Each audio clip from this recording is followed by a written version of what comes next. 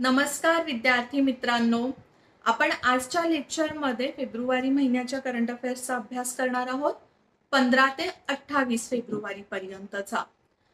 एकत्रच घेते मी कारण की तिसऱ्या आठवड्याचं लेक्चर ऑलरेडी लेट झालेलं. जे फेब्रुवारी महिन्याचे सुरुवातीचे लेक्चर मी तुमचे घेतलेले पहिल्या आणि दुसऱ्या आठवड्याचे, त्याच्यानंतर भरपूर लेट झालेलं आहे. तसं तर रेडी होतं पण काही कारणांमुळे मला लेक्चर घेता आलं नव्हतं. पण ठीक आहे, आपण पुढचं मार्च महिन्याचे यानंतर लगेचच घेऊया.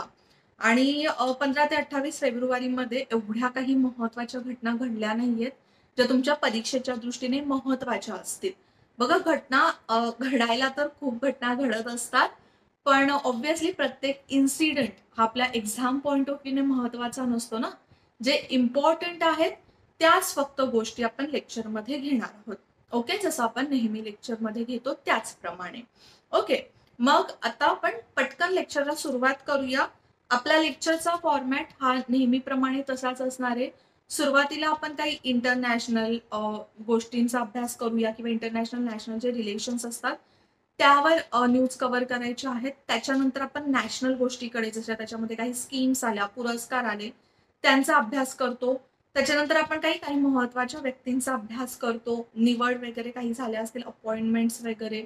मग आपण खेळाशी संबंधित माहिती सुद्धा घेतो आणि खेळाशी संबंधित माहिती ऑलमोस्ट प्रत्येक लेक्चरमध्ये असतेच असते.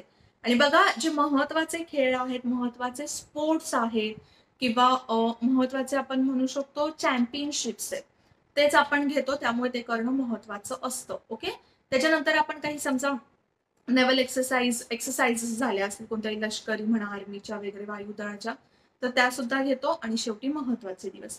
ओके, मी तर तुम्हाला एक असंच सजेस्ट करीन की ज्यावेळेला तुम्ही नोट्स काढताय आता करंट अफेअर्सचे, मी तरी असं गेस करते की तुम्ही नोट्स काढताय, जे लेक्चर्स मी घेते करंट अफेअर्सचे त्याच्यातून. पण नोट्स काढताना तुम्ही एक अशी गोष्ट सुद्धा फॉलो करू शकता, ज्याप्रमाणे आपण घेतो ना टॉपिक वाईज, त्याच टॉपिक वाईज तुम्ही नोट्स काढा. म्हणजे समजा एखादे इंटरनॅशनल न्यूज आहे, त्या तुमच्या एकाच भागामध्ये आल्या तर तुम्हाला खूप इझी जातील त्यांचा अभ्यास करणं वगैरे. कारण की प्रत्येक लेक्चरमध्ये बघा, आपण एखादी इंटरनॅशनल न्यूज घेतो तर ज्या देशाबद्दल असते त्या देशाबद्दल आपण जॉग्राफिकल, पॉलिटिकल सुद्धा काही गोष्टी डिस्कस करतो, डिटेलमध्ये करतो, कधी थोड्याफार प्रमाणात करतो, पण हा गोष्टी डिस्कस करतो. मग त्या गोष्टी तुम्हाला सगळ्या एकत्र मिळतील. नॅशनल लेवलच्या कोणत्याही स्कीम्स वगैरे असतील त्या सगळ्या तुम्हाला एकत्र मिळतील. आणि जर तुम्हाला असं वाटलं की काही राहीलच लेक्चरमध्ये आणि काही तुम्हाला ऍड करायचंय, ते सुद्धा तुम्ही ऍड करू शकता. सो नोट्सचा तर हा एक नेहमी फायदा असतोच. ओके, कोणी असं तुम्हाला रेडीमेड काहीच आणून देणार नाहीये. आपण पहिल्या प्रश्नाकडे वळूया. पहिला प्रश्न असा आहे, भारत सरकारने ऑपरेशन गंगा खालीलपैकी कोणत्या उद्देशाने सुरू केलेलं आहे? ऑपरेशन गंगा थोडंसं कन्फ्युजन होऊ शकतं या नावावरून की नक्की हे ऑपरेशन गंगा काय आहे. बऱ्याच जणांना असं वाटू शकतं ऑपरेशन गंगा आहे, गंगा आहे म्हणजे गंगा नदीशी संबंधित काहीतरी असेल. तर तसं नाहीये, एक वेगळ्या प्रकारचं ऑपरेशन आहे. त्याचं आन्सर सांगते तुम्हाला. आधी ऑप्शन्स बघूया. ऑप्शन्स पण कन्फ्युजन क्रिएट करण्यासाठी तुम्हाला गंगेशी रिलेटेड देऊ शकतात. जसं गंगा नदीचं शुद्धीकरण करणं, गंगा खोऱ्यात कृषी प्रोत्साहन देणं, युक्रेनमध्ये भारतीयांच्या परतीसाठी, आणि वरीलपैकी एकही नाही. तर जे योग्य उत्तर आहे या प्रश्नाचं ते आहे युक्रेनमधून भारतीयांच्या परतीसाठी, रिटर्न येण्यासाठी हे जे ऑपरेशन आहे ते सुरू केलं गेलेलं. आता युक्रेनमधून का, तर युक्रेन तुम्ही गेल्या 1-2 महिन्यांपासून खूप ऐकताय. ती न्यूज तुम्हाला माहीत असणं खूप गरजेचं आहे. कारण की ऑब्व्हियसली इंटरनॅशनल लेवलला आहे, प्लस आपला इंडियावर सुद्धा, पूर्ण जगावर त्या गोष्टीचा, ऍक्शन्सचा इम्पॅक्ट होऊ शकतो. मग अशा गोष्टी माहिती असल्याच पाहिजे. थोड्याफार आपण डिस्कस करणारच आहोत, पण आधी बघा की नक्की हे ऑपरेशन गंगा काय आहे. ऑपरेशन गंगाने काय करणार आहे, तर आपलं जे स्पेशल काही अशा एअर सर्व्हिसेस दिल्या जातील, ज्याच्यामुळे युक्रेनमध्ये जे अडकलेले भारतीय आहेत त्या भारतीयांना परत भारतात आणण्यात येतील. आता युक्रेनमध्ये एकूण किती भारतीय होते तुम्हाला माहिती? 20,000 भारतीय होते. त्यातले ऑलमोस्ट बरेचसे जे भारतीय आहेत ते स्टुडंट्स म्हणून होते तिथे. मोस्टली मेडिकल स्टडीजसाठी लोक युक्रेनमध्ये, कझाकिस्तानमध्ये वगैरे जातात, सॉरी किर्गिस्तानमध्ये वगैरे जातात. ठीक आहे. मग आता ज्या वेळेला काय झालंय, ऍक्च्युअल काय झालंय तिथे, तर युक्रेनवर रशियाने हल्ला केला. हा थोडा थोडा अटॅक होता होता अटॅक खूप मोठा वाढला. अगदी शहरांवर, मोठमोठ्या शहरांवर युक्रेनच्या तिथे बॉम्ब हल्ले वगैरे करण्यात आले.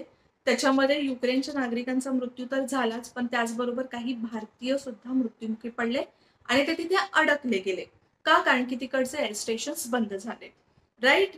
मग आता त्याचाच हा एक प्रयत्न होता की भारतीयांना तिथून आणण्यासाठी काय केलं की रोमानियाची राजधानी बुखारेस्ट आणि बुदापेस्ट येथून अडकलेल्या भारतीयांना बाहेर काढण्यासाठी ही सेवा आहे. मग आता युक्रेन आणि रोमानिया, मग काय करावं लागणार? युक्रेन मधून लोकांना रोमानियामध्ये शिफ्ट केलं जाईल आणि तिथून मग त्यांना भारतात आणलं जाईल. मग आता रोमानिया कुठे? हा तुम्हाला दिसतो इथे युक्रेन. युक्रेन एक पूर्व युरोपियन कंट्री आहे. युरोपियन कंट्री आहे प्लस बाल्कन कंट्री आहे. बाल्कन कंट्री काय ते मी सांगतेच, पण युक्रेनच्या बाजूलाच तुम्हाला इथे दिसेल की रोमानिया आहे. मग रोमानिया मधून त्यांना भारतात आणलं जाणार होतं. ठीक आहे. आणि ही जी विमान आहेत ते इस्तांबुल मार्गे दिल्लीला येणार होती. आता युक्रेन आणि रशियाचा काय संबंध आहे तर ते बघायचे. युक्रेन आणि रशिया हे जे कॉन्फ्लिक्ट आहे ना, ते आत्ताच नाहीये, खूप वर्षांपासूनच आहे.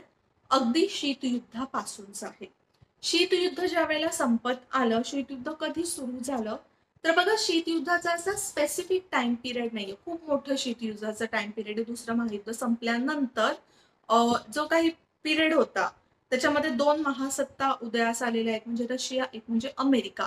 आणि दोघांमध्ये जे काही चालू होते कॉन्फ्लिक्ट ते झालं. जग जे आहे ते दोन गटांमध्ये विभागलं गेलं, त्याच आपण म्हणतो शीतयुद्ध. ओके. तर त्याच्या एंडला ना रशियाचं झालं बाल्कनायझेशन. आता बाल्कनायझेशन म्हणजेच काय? आपण म्हणतो की युक्रेन एक बाल्कन कंट्री आहे. तर बाल्कनायझेशन झालं म्हणजेच काय? तर आहे ना, रशिया पूर्वी होतं USSR. Okay, United Soviet states of Russia. ठीक आहे. मग काही अशा गोष्टी झाल्या शीतयुद्धानंतर की रशियामधला, आता रशिया जे आहे ते दोन खंडांमध्ये विभागलं गेलेलं आहे. बराचसा मोठाचा भाग रशियाचा हा आशिया खंडामध्ये आहे आणि काही भाग हा कुठे आहे तर युरोप खंडामध्ये आहे. मग रशियाचा जो युरोप खंडामधला काही भाग होता तो भाग रशियापासून वेगळा झाला आणि त्याचं लहान लहान वेगवेगळ्या देशांमध्ये रूपांतर झालं.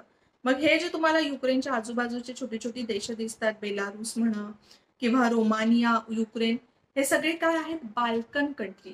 बाल्कनायझेशन झालं म्हणजेच काय? एका देशाचं लहान लहान देशांमध्ये रूपांतर झालं. तुम्हाला माहितीये भारताच्या बाबतीत सुद्धा बऱ्याच वेळेला असंच म्हटलं जायचं की स्वातंत्र्यानंतर भारताचं सुद्धा बाल्कनायझेशन होईल. भारताचं का बाल्कनायझेशन होईल? जर सरदार वल्लभभाई पटेल नसते तर कदाचित बाल्कनायझेशन झालंच असतं. जे छोट्या छोट्या संस्था होत्या, राईट, स्वायत्त संस्था होत्या, त्यांनी स्वतःने आपले स्वतःचे देश घोषित केले असते, कारण की त्यांना तसं स्वातंत्र्य देण्यात आलेलं ना, की म्हणजे ज्या देशांना पाहिजे, ज्या राज्यांना पाहिजे ते राज्य भारतात येऊन मिळू शकतात किंवा पाकिस्तानमध्ये जाऊन मिळू शकतात किंवा स्वतःचा वेगळा देश स्थापन करू शकतात. तो अधिकार त्यांना देण्यात आलेला. पण तसं झालं असतं जर वेगवेगळ्या देशांमध्ये रूपांतर झालं असतं तर आपल्याला भारत असा छोट्या छोट्या तुकड्यांमध्ये दिसला असता. पण आपले जे नेते होते त्यांनी नक्कीच खूप छान काम केलं आणि आपला एक अखंड भारत निर्माण केला. ओके. नाहीतर कदाचित जसं लोक म्हणतात तसं भारताचं सुद्धा बाल्कनायझेशन झालं असतं. ठीक आहे. तर ऍटलिस्ट एक तुम्हाला आयडिया आली की कशी आहे ही बाल्कन कंट्रीज पूर्ण. ठीक आहे. त्याचबरोबर असं बाजूला युक्रेनच्या चेक रिपब्लिक वगैरे असे छोटे छोटे छोटे जे देश आहेत तर ते रूपांतरित झालेले, हंगेरी वगैरे. मग बघा, युक्रेन बद्दल जर आपण माहिती घेतली तर हा एक पूर्व युरोपातला देश आहे, जे मी तुम्हाला आधीच सांगितलेलं आहे. युक्रेनच्या उत्तरेला बेलारूस आहे. ओके. त्याच्यानंतर पूर्व आणि वायव्येला इथे काय आहे? हा रशिया आहे. आणि बघा, जर आपण बाल्कन कंट्रीज बघितले ना तर युक्रेन सोडून बाकीचे सगळे देश खूप लहान आहेत आणि युक्रेन युरोप खंडामधला एक बराचसा मोठा देश आहे. जर युरोप खंडामध्ये सुद्धा आपण बघितले ना तर ऑलमोस्ट बघा, पोलंड म्हणा, फ्रान्स म्हणा, जर्मनी म्हणा, हे सगळे ना खूप लहान लहान देश आहेत, जास्त मोठे देश नाहीयेत, बेल्जियम वगैरे. पण युक्रेन एक मोठा देश आहे कम्पॅरेटिव्ह टू देम. ओके. मग आता अजून काय आहे? इथे स्लोवाकिया आहे, त्यानंतर हंगेरी आहे, नैऋत्याला रोमानिया आहे, मॉल्दोवा आहे, हे देश आहेत. प्लस ना रशियाचे 2-3 कॉन्फ्लिक्ट्स आहेत. जसं युक्रेन बरोबर मी तुम्हाला सांगितलं की एक पूर्वीपासून त्यांच्याबरोबर कॉन्फ्लिक्ट, एक तर रशियामधून बाहेर पडलेला हा देश आहे आणि रशियाच्या एकदम जवळ आहे, त्यामुळे बऱ्याचशा गोष्टी ज्या आहेत त्या रशियाबरोबर सिमिलर आहेत, जसं कल्चर म्हणा, लोक रिलेशन्स म्हणा, तर हे भरपूर सिमिलर आहे. ओके. आणि रशियाचं नेहमीच असं म्हणणं आहे की युक्रेनने नेहमीच रशियाच्या दबावाखाली राहावं. ठीक आहे. पण युक्रेन रिसेंटली नाटो जॉईन करत होता, मग कदाचित नाटो जॉईन केलं असतं तर रशियावर इतर जे देश आहेत, नाटोचे कंट्रीज आहेत, त्यांचा दबाव वाढेल. मग या भीतीने आपण म्हणू शकतो की रशिया युक्रेनला हस्तगत करण्याचा प्रयत्न करतोय. प्लस आपल्याला इथे दिसतंय ते म्हणजे ब्लॅक सी, ते म्हणजेच काळा समुद्र. रशियाचं असं म्हणणं आहे की पूर्ण काळा समुद्र जो आहे तो रशियाच्या अखत्यारीतला आहे, युक्रेनचा वगैरे इतर कोणत्याच देशाचा नाहीये. तर काळा समुद्रावरनं सुद्धा तिथे बरेचसे कॉन्फ्लिक्ट सुरू असतात. ठीक आहे. आणि त्याचबरोबर कीव इथे तुम्हाला दिसेल ही राजधानी आहे कशाची, युक्रेनची. रशियाची काय तर मॉस्को, राईट. चलन आहे रॅन्व्हिया. अध्यक्ष आहेत व्लादिमीर झेलेन्स्की. आणि रशियाचे कोण आहेत अध्यक्ष, राष्ट्राध्यक्ष, तर ते म्हणजे व्लादिमीर पुतीन. आणि त्यानंतर पंतप्रधान आहेत डेनिस शमिनल. ओके. तर युक्रेन बद्दल आणि रशियाबद्दल ज्या काही छोट्या छोट्या माहिती मी तुम्हाला सांगितली ती लक्षात ठेवा. ओके. तुम्हाला ना जॉग्राफिकली एक महत्वाचा प्रश्न मी तुम्हाला विचारते इथून, नक्कीच त्या प्रश्नाचं उत्तर द्या. एकदम बेसिक प्रश्न आहे. रशिया जसं मी तुम्हाला सांगितलं 2 गटांमध्ये विभागलं गेले, 2 गटांमध्ये नाही, 2 खंडांमध्ये. काही भाग म्हणजे बराचसा मोठा भाग आशिया खंडामध्ये, काही युरोपमध्ये. मग युरोप आणि आशिया खंडामध्ये हा भाग विभागताना एक मोठी पर्वतरांग जाते, ज्याच्यामुळे रशियाचा काही भाग हा युरोपमध्ये गेलेला आहे. तर त्या पर्वत रांगेचं नाव काय ते मला नक्की कमेंटमध्ये सांगा. ठीक आहे. Very very important. ओके. हे 2 तर बघितलेच. पण आता आपण ऑपरेशन गंगा बघतोय, तर कदाचित आयोग तुम्हाला जे जुने कोणते असे ऑपरेशन्स आहेत ना भारतीयांना इतर देशांमधून परत आपल्या देशात आणण्याचे, त्या ऑपरेशन्सवर सुद्धा प्रश्न विचारू शकतं. मग जसं त्यामध्ये रिसेंटली 2 ऑपरेशन झालेले कोविडच्या वेळेला 2020 मध्ये, एक म्हणजे वंदे भारत आणि दुसरं आहे ते म्हणजे ऑपरेशन समुद्र सेतू. वंदे भारत खूपच मोठं ऑपरेशन होतं. वेगवेगळ्या देशांमध्ये कोविडच्या वेळेत जे भारतीय अडकले होते त्यांना हवाई मार्गे भारतात आणणं हे याचं मेन उद्दिष्ट होतं. पण बघा वंदे भारत या मिशन थ्रू फक्त भारतीयांनाच नाही तर इतर जे तुम्ही म्हणू शकता सिटीजन्स आहेत, देशांचे सिटीजन्स, त्यांना सुद्धा देशातून सोडवण्यात आलेलं. तर ही आपण म्हणू शकतो एक माणुसकीची बाब झाली भारतीयांची. त्यानंतर ऑपरेशन समुद्र सेतू सुद्धा तेच होतं जे 2020 मध्ये झालेलं. यामध्ये काय झालेलं तर यामध्ये शिप्सने किंवा नवल ऑपरेशन होतंय आणि समुद्र मार्गे भारतीयांना परत आणण्यात आलेलं. काहीतरी 3900च्या आसपास लोकांना परत भारतात आणण्यात आलेलं. त्यानंतर इव्हॅक्युएशन फ्रॉम ब्रुसेल्स. आता हे 2016 मध्ये झालेलं ऑपरेशन आहे, ज्यावेळेला इथे टेररिस्ट अटॅक झालेला मेट्रोवर ब्रुसेल्स मध्ये. त्यावेळेला काही भारतीयांना तिथून सोडवण्यात आलेलं. कदाचित तुम्हाला माहिती असलं पाहिजे हे सुद्धा. यावेळेला आपल्या ज्या आपण म्हणतो फॉरेन अफेअर्स मिनिस्टर आहेत त्या कोण होत्या ते मला सांगा. त्यानंतर ऑपरेशन राहत 2015 मध्ये करण्यात आलेलं, येमेनमधून काही लोकांना सोडवण्यात आलेलं. त्याच्यानंतर आहे ऑपरेशन मैत्री 2015 मध्ये झालेलं. हे एक रेस्क्यू ऑपरेशन होतं, ज्याच्यामध्ये आपण बघा नेपाळमध्ये जे अर्थक्वेक झालेलं 2015 मध्ये, खूप मोठा भूकंप झालेला, त्यावेळेला सोडवण्यात आलेलं नागरिकांना. त्यानंतर ऑपरेशन सेफ कमिंग जे 2011 मध्ये झालेलं लिबियामध्ये. कुठे तर लिबियामध्ये. हे लक्षात ठेवा. बघा मी तुम्हाला जी नावं सांगते देशांची किंवा कुठून कुठून झालेलं, कदाचित महत्वाचं आहे एक्झामसाठी. पण त्याचबरोबर जर इंटरनॅशनल रिलेशनवर तुम्ही इंटरव्ह्यूला वगैरे गेलात तर तिथे हे प्रश्न विचारले जाऊ शकतात. तर तुम्हाला ही माहिती असणं गरजेचंच आहे, कारण की हे ऑपरेशन बरेचसे मोठे मोठे ऑपरेशन्स आहेत. त्यानंतर ऑपरेशन सुकून झालेलं 2006 मध्ये. कधी तर 2006 मध्ये इस्रायल आणि लेबनन मध्ये जे काही कॉन्फ्लिक्ट झालेले, मिलिटरी कॉन्फ्लिक्ट झालेले, तर त्यावेळेला त्यांना तिथून काढण्यात आलेलं. आणि नंतर आहे ते म्हणजे कुवेतचं एअरलिफ्ट 1990. तर एअरलिफ्ट मूवी तुम्ही सगळ्यांनी बघितलाच असेल. तर ते तर तुम्हाला माहितीच आहे. इराकी जे सोल्जर्स आहेत त्यांनी कुवेत पूर्ण हस्तगत करून घेतलेला आणि भारतीय तिथे अडकलेले, मग असं जॉर्डन मार्गे भारतीय परत भारतात आले होते. ठीक आहे. सो या सगळ्या गोष्टी लक्षात ठेवा, बऱ्याचशा महत्वाच्या आहेत. मग आपण एकाच प्रश्नाला बराचसा टाइम घेतलेला आहे, कारण की बघा प्रत्येक पॉइंट हा तुम्हाला समजणं तेवढंच गरजेचं होतं. पुढचे प्रश्न, पुढच्या ज्या न्यूज आहेत त्या अगदी छोट्या छोट्या आहेत, आपण पटकन घेऊन टाकूया. ठीक आहे, जास्त लेक्चर मोठं होणार नाहीये. बघा काय पुढचा प्रश्न विचारलेला आहे. खालीलपैकी कोणी क्विट टोबॅको ऍप लॉन्च केलेला आहे? Quit tobacco app. तंबाखू, आपण प्रत्येक मूवीच्या स्टार्टिंगला बघतो की तंबाखूमुळे काय काय होतं, कॅन्सर होतं, तरी लोक सिगरेट वगैरे तंबाखू खाणं वगैरे काही बंद करत नाहीत. ठीक आहे, पण सध्या आपण आपल्या एक्झामकडे लक्ष देऊया. क्विट टोबॅको ऍप हे कोणी सुरू केलेले? केंद्रीय आरोग्य मंत्रालय, जागतिक आरोग्य संघटना, संयुक्त राष्ट्रसंघ, केंद्रीय शिक्षण मंत्रालय.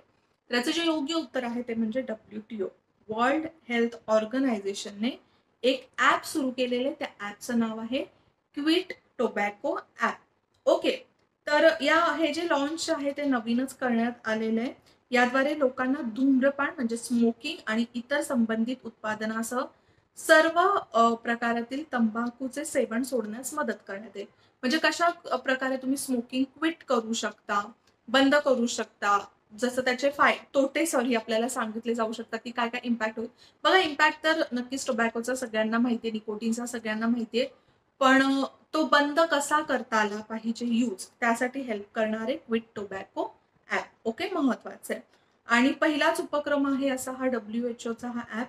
आणि WHO वर्षभर सुरू असलेल्या कमिट टू क्विट या तंबाखू नियंत्रण मोहिमेदरम्यान याची सुरुवात झाली. ओके, म्हणजे commit to quit, tobacco quit करणं असं एक मोहीम त्यांची सुरू होती. त्याच्या अंतर्गतच क्विट टोबॅको ऍप सुरू करण्यात आलेलं आणि ऍप तंबाखू सेवनाच्या हानिकारक प्रभावांबद्दल लोकांमध्ये जागरूकता पसरवण्यास मदत करेल. ओके, आता आपण बघूया थोडस तंबाखू बद्दल, त्याच्या इम्पॅक्ट बद्दल, त्याच्या शेतीबद्दल. ओके, इथून सुद्धा प्रश्न विचारला जाऊ शकतो. दरवर्षी आपण बघितलं तर अप्रॉक्सिमेट तंबाखूमुळे 80 लाख लोकांचा मृत्यू होतो. बघा, दरवर्षी 80 लाख लोकांचा मृत्यू होतो. ज्यावेळेला कोविडने मृत्यू होत होते त्यावेळेला आपण प्रत्येक मिनिटाला ते मोजत होतो, आपण असं म्हणू शकतो. लोक आजारी पडत होते ते मोजत होतो. पण बघा, अशा काही गोष्टी आहेत जगभरामध्ये ज्याच्याकडे ना ते एंडॅमिक झाल्यावर किंवा आपल्याला रोजच बघायची सवय झाली ना की ते आपण सोडून देतो किंवा त्या लाईटली घ्यायला लागतो. जसं त्याच्यामध्ये एक आहे तंबाखूमुळे होणारे मृत्यू. जसं तंबाखूमुळे मोस्टली कॅन्सरच होतं, राईट, थ्रोट कॅन्सर वगैरे होतं, लंग्सला कॅन्सर होतो. त्याच्यानंतर एक आहे ते म्हणजे ऍक्सिडेंट सुद्धा भरपूर होतात, पण त्याच्याबद्दल सुद्धा एवढं वोकल होत नाही कोणी. ठीक आहे, त्याचबरोबर जगात सर्वाधिक तंबाखू सेवन करणारे लोक आहेत, म्हणजे 43,20,00,000. ओके, आता यामध्ये आपण बघितलं तर 2021 मध्ये WHO ने धूम्रपान सोडण्याबाबत 24/7 डिजिटल समुपदेशन प्रदान करण्यासाठी फ्लोरेन्स नावाचा एक पहिला AI आणलेला आणि त्याच्यावर एक आरोग्य कर्मचारी लॉन्च केलेला. ठीक आहे, म्हणजेच एक AI आणलेला. AI काय होतं? AI म्हणजेच काय, तर ते असं कृत्रिम बुद्धिमत्ता आपण म्हणतो, राईट, त्याला. तर हा AI काय करणार? इन्फॉर्मेशन देणार किंवा एक आरोग्य सेवकासारखं काम करणार, ते आणलेलं. ओके, तंबाखू बद्दल आपण पाहिलं तर तंबाखूची शेती जी आहे ती अगदी पाणी खूप कमी असेल ना त्या एरियामध्ये सुद्धा होते. म्हणजे जरी दुष्काळ पडला असेल तर तिथे सुद्धा तंबाखूची शेती होऊ शकते. ठीक आहे, त्यामुळे किफायतशीर आहे, कमी कालावधीमध्ये येणारं कृषीचं पीक आहे. भारतात तंबाखूचं पीक 0.45 दशलक्ष हेक्टर, म्हणजे संपूर्ण कृषीच्या जेवढं कृषी उत्पादन आपलं आहे त्याच्या 0.27% क्षेत्रामध्ये घेतलं जातं, ज्यातून 750 दशलक्ष किलो तंबाखूची पाने तयार होतात. आणि भारत हा तंबाखू उत्पादकांचा दुसरा सर्वात मोठा देश आहे. पहिला आहे चीन. ठीक आहे, पहिला चीन आणि भारत दुसरा, जिथे तंबाखूचं सर्वात जास्त उत्पादन होतं. तंबाखूचं सर्वात जास्त सेवन होतं ब्राझीलमध्ये. कुठे? ब्राझीलमध्ये. ब्राझील जर आपण देश बघितलं तर तिथे मारिज्युआना किंवा अफीम यासारखी पिकं सुद्धा होतात. ओके, आणि फक्त तिथे उत्पादनच नाही होत, तर तिथे कन्झम्पशन सुद्धा तेवढ्या मोठ्या प्रमाणामध्ये होतं. पुढचा प्रश्न आपण बघूया. 2022चा बोल्ट्झमन पुरस्कार हा खालीलपैकी कोणाला घोषित झालेला आहे? ऑप्शन्स मध्ये दिले आपल्याला डॉक्टर जॉन हॉपफिल्ड, डॉक्टर दीपक धर, जॉर्जो पॅरिसी आणि 1 आणि 2 दोन्ही. त्याचं जे योग्य उत्तर आहे ते आहे डॉक्टर जॉन हॉपफिल्ड आणि डॉक्टर दीपक धर. आता हे महत्वाचं का ठरतं, हा पुरस्कार काय आहे तो महत्वाचा का ठरतो, कारण की एका भारतीयाला हा पुरस्कार मिळालेला आहे, प्लस पहिल्यांदा एखाद्या भारतीयाला हा पुरस्कार मिळालेला आहे. मग आधी आपण बघूया की हा बोल्ट्झमन पुरस्कार आहे तरी काय. तर विज्ञान क्षेत्रातला, सायन्स मधला एकदम फेमस पुरस्कार हा मानला जातो आणि तो मिळालेला आहे सांख्यिकी भौतिक शास्त्रज्ञ डॉक्टर दीपक धर यांना. ठीक आहे. आणि हा सांख्यिकी भौतिक शास्त्र क्षेत्रातला सर्वात मोठा पुरस्कार आहे. कशातला? तर सांख्यिकी भौतिक शास्त्रातला, म्हणजे स्टॅटिस्टिक्स मधला. ओके. जर आपण डॉक्टर दीपक धर यांच्याबद्दल बोललो तर ते काय करायचं, तर ते युपी मध्ये प्रतापगड इथे त्यांचा जन्म झालेला. अलाहाबाद विद्यापीठामधून त्यांनी सायन्सची डिग्री घेतली. ठीक आहे. त्यानंतर IIT कानपूरमध्ये त्यांनी अभ्यास केलेला. 1972 मध्ये त्यांनी त्यांचं बॅचलरेट कम्प्लीट केलं. त्याच्यानंतर ते कॅलिफोर्नियाला गेले. कॅलिफोर्नियाच्या इन्स्टिट्यूटमध्ये त्यांनी त्यांचं रिसर्च सुरू केलं आणि त्यानंतर परत भारतामध्ये आले. बघा, कॅलिफोर्नियाला गेले, तिथून ते परत भारतामध्ये आले, तिथे शिक्षण घेतलं, तिथे रिसर्च केले, भारतात आले, टाटामध्ये काम केलं आणि त्यानंतर ते आता पॅरिस विद्यापीठामध्ये आहे. ठीक आहे. सो हे महत्वाचं आहे, एक भारतीय व्यक्ती आहे, त्यांना हा पुरस्कार मिळालेला आहे आणि त्याचबरोबर डॉक्टर जॉन हॉपफिल्ड, म्हणजे दोघांना हा बोल्ट्झमन पुरस्कार मिळालेला आहे. ठीक आहे. सो आय होप तुम्हाला या गोष्टी लक्षात आल्या असतील. थोडंसं पुरस्काराबद्दल सुद्धा माहिती बघून घेऊया. नोबेल पुरस्कार इतकाच हा प्रतिष्ठित मानला जाणारा पुरस्कार आहे, पण दरवर्षी दिला जात नाही, दर 3 वर्षांनी दिला जातो. किती वर्षांनी दिला जातो? तर दर 3 वर्षांनी दिला जातो. International union of pure and applied physics या संस्थेच्या स्टॅटिस्टिकल कमिशनद्वारे दिला जातो. तो सुद्धा 1975 पासून. बघा, याच्याबद्दल काय काय लक्षात ठेवायचं, दर 3 वर्षांनी दिला जातो, 1975 पासून दिला जातोय, राईट. आणि प्लस 2022चा जो आहे तो डॉक्टर धर यांना मिळालेला आहे. आणि अमेरिकेमध्ये प्रिन्स्टन विद्यापीठाचे जे प्रोफेसर आहे डॉक्टर जॉन हॉपफिल्ड, त्यांना सुद्धा घोषित करण्यात आलेला आहे. ठीक आहे. आता जर आपण डॉक्टर दीपक धर यांच्याबद्दल बोललो तर ही काही थोडीशी माहिती आहे, ती एकदा रीड करून घ्या. कदाचित त्याच्यावर प्रश्न विचारला जाणार नाही, पण हा जर विचारलंच गेलं तर तुम्हाला थोडंफार माहिती असलं पाहिजे. The world academy of sciences, Indian academy of sciences, Indian national science academy एवढा त्यांनी अभ्यास केलेला. 1991ला देशातील सर्वोच्च वैज्ञानिक पुरस्कार शांती स्वरूप भटनागर पुरस्काराने सुद्धा त्यांना सन्मानित करण्यात आलेले. कधी? तर 1991 मध्ये. ठीक आहे. त्याचबरोबर 2002 मध्ये द वर्ल्ड अकॅडमी ऑफ सायन्सचे त्यांना पारितोषिक मिळालेले आहे. ठीक आहे. नेक्स्ट प्रश्न आपण पटकन बघून घेऊया. आंतरराष्ट्रीय बौद्धिक संपदा निर्देशांक मध्ये भारत देश डॅशव्या क्रमांकावर आहे? पूर्ण मराठी झालं ना हे, आंतरराष्ट्रीय बौद्धिक संपदा निर्देशांक. याचाच अर्थ होतं इंटरनॅशनल इंटलेक्च्युअल प्रॉपर्टी. काय तर इंटरनॅशनल इंटलेक्च्युअल प्रॉपर्टी इंडेक्स. मग यानुसार भारत कोणत्या क्रमांकावर आहे ते आपल्याला माहिती करणं गरजेचं आहे. तर यानुसार भारत आहे 43व्या क्रमांकावर. कितव्या क्रमांकावर? 43व्या क्रमांकावर. एकूण 55 देश होते, त्याच्यामधून भारत आहे 43व्या क्रमांकावर. ओके. यामध्ये भारताला स्कोर किती मिळालेला आहे? तर 38.6, आधी होता 38.4. किती झालेला आहे? 38.6. ठीक आहे. सो हे पॉइंट्स लक्षात ठेवा. आणि जर क्रमवारीत आपण बघितले सुरुवातीचे देश कोणते आहेत या इंटलेक्च्युअल प्रॉपर्टी इंडेक्स मध्ये, तर सर्वात पहिल्यावर आहे ते म्हणजे युनायटेड स्टेट्स, US. त्यांचा स्कोर बघा किती आहे? 95.4. आणि भारताचा कुठे? त्यानंतर युनायटेड किंगडम, त्यानंतर 3rd रँकवर आहे जर्मनी, 4th वर आहे स्वीडन, 5th वर आहे फ्रान्स. पहिलं काय आहे? USA, त्याच्यानंतर UK, त्याच्यानंतर जर्मनी, त्याच्यानंतर स्वीडन आणि त्याच्यानंतर फ्रान्स. ठीक आहे. या गोष्टी लक्षात ठेवा. ओके. बऱ्याचशा महत्वाच्या आहेत. ओके. मग आता ज्यावेळेला हे इंडिकेटर्स दिले जातात इंटलेक्च्युअल प्रॉपर्टी राईट्सचे किंवा इंटलेक्च्युअल प्रॉपर्टी इंडिकेटरचं, तर त्याच्यामध्ये कोणकोणत्या गोष्टी कन्सिडर केल्या जातात, कोणकोणत्या गोष्टी त्याच्यामध्ये येतील, तर त्याच्यामध्ये अशा एकूण 9 गोष्टी आहेत. जसं त्याच्यामध्ये पेटंट्स आहेत. पेटंट्स म्हणजे समजा एखादं तुम्ही कोणतीही गोष्ट रिसर्च केली, जसं बघा औषधांचं रिसर्च केलं जातं, मेडिसिन्स, मग त्या मेडिसिन्सवर पेटंट दिलं जातं की ती स्पेसिफिक कंपनी, ज्या स्पेसिफिक कंपनीने त्याचा शोध लावलेला आहे, डिस्कवर केलेला आहे, ती कंपनी पुढच्या 5 ते 10 ते 15 वर्षापर्यंत फक्त तीच कंपनी ते औषध बनवू शकते. त्यानंतर ती कंपनी इतर कोणत्याही कंपनीला ते पेटंट विकू शकते. आणि तुम्हाला माहिती आहे, पेटंट विकल्यानंतर जी औषधं बनवली जातात ना दुसऱ्या कंपनीकडून, त्या औषधांना आपण काय म्हणतो, जेनेरिक औषधं, राईट. हे सुद्धा एक महत्वाचं आहे. त्यानंतर कॉपीराईट, म्हणजे आपण काय बनवलेलं आहे त्याच्यावर कॉपीराईट असणं. जर कोणी इतरांनी वापरली ती गोष्ट तर आपण त्याच्याकडून चार्ज घेऊ शकतो, राईट. त्याच्यानंतर trademarks, design rights, trade secrets, commercialisation of IP asset, enforcement, systematic efficiency, membership आणि रॅटिफिकेशन ऑफ इंटरनॅशनल ट्रीटीज. ठीक आहे. तर ह्या काही गोष्टी ज्यांचा अभ्यास केला जातो, ज्या कन्सिडर केल्या जातात आणि त्याच्यानुसार या इंडेक्समध्ये रँकिंग दिलं जातं किंवा आपण म्हणू शकतो की मार्क्स दिले जातात. ओके, पुढे बघूया. कोंड नेस्ट ट्रॅव्हलर या मासिकाने यंदाच्या वर्षी भेट देण्यासाठी जगातील 30 सर्वात सुंदर पर्यटन स्थळांची यादी जाहीर केली. भेट देण्यासाठी म्हणजेच काय, की जिथे आपण पिकनिक करू शकतो, फिरायला जाऊ शकतो. त्यामध्ये महाराष्ट्रातील कोणत्या स्थळाचा समावेश आहे?